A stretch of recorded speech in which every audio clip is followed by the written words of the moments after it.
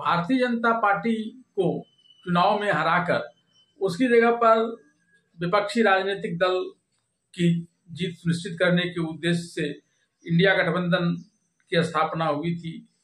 वैसे तो इसकी स्थापना काल के बाद ही जिस प्रकार से 4 राज्यों में, मध्य प्रदेश, राजस्थान, छत्तीसगढ़ समेत 4 राज्यों में विधानसभा के चुनाव हुए, वहीं इंडिया गठबंधन का अलग अलग स्वरूप देखने को मिला। एक दूसरे के विरुद्ध चुनाव लड़ते दिखे पार्टी। तब कहा गया कि ये लोकसभा के लिए है।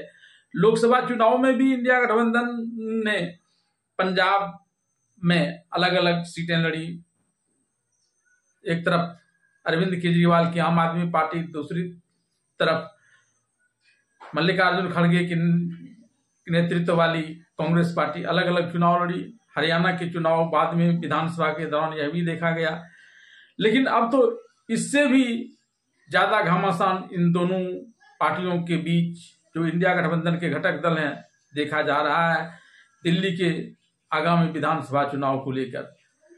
दिल्ली के आगामी विधानसभा चुनाव जिसमें अब 2 महीनों का ही वक्त रह चुका है, ऐसे में वहां अब अलग अलग लड़ने की बात तो छोड़िए, एक दूसरे की पार्टी के नेताओं को ही कांग्रेस और आम आदमी पार्टी वाले तोड़ कर अपनी पार्टी में मिलाकर एक दूसरे को कमजोर करने में लगे हुए हैं।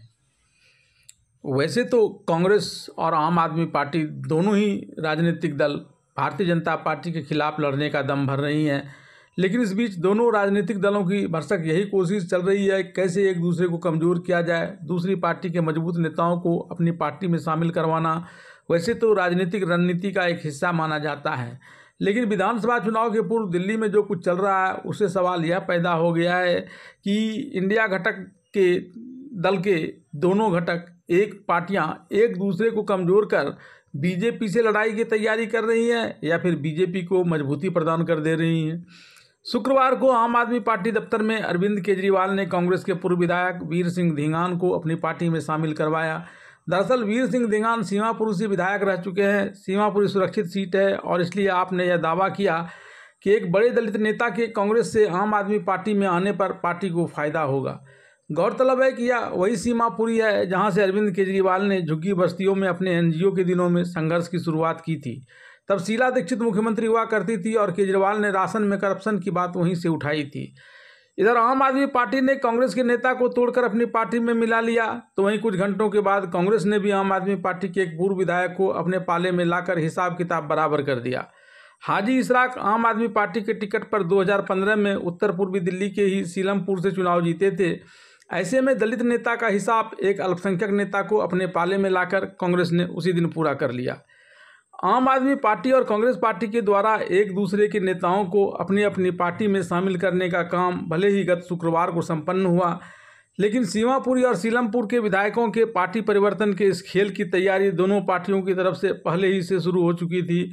आम आदमी पार्टी के पूर्व मंत्री और सीमापुरी से मौजूदा विधायक राजेंद्र पाल गौतम ने पिछले दिनों केजरीवाल का साथ छोड़ कांग्रेस का दामन थाम लिया था।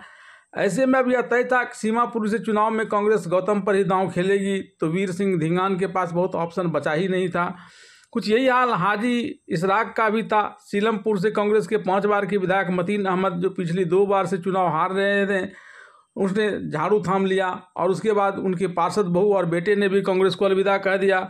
हाजी इसराक, जिन्होंने 2015 में मतीन अहमद को हराया था, को लगा कि अब यही मौका है कि वो कांग्रेस के पाले में चले जाएं और अपनी टिकट पक्की कर लें। दिल्ली में कांग्रेस अगले विधानसभा चुनाव में अपनी वापसी करना चाहती है। वर्ष 2015 और 2020 में उसका विधानसभा चुनाव में खाता भी नहीं खुल पाया था। कांग्रेस की उम्मीद लगभग आधा दर्जन मुस्लिम बहुल सीटों और 1 दर्जन दलित रिजर्व सीटों पर टिकी हुई है। वहीं अरविंद केजरीवाल भी यह जानते हैं कि इन सीटों पर अगर कांग्रेस रिवाइव कर गई तो उसकी लगभग 20 सीटें सीधे खतरे में चली जाएगी और ऐसे में एडवांटेज बीजेपी को हो जाएगा।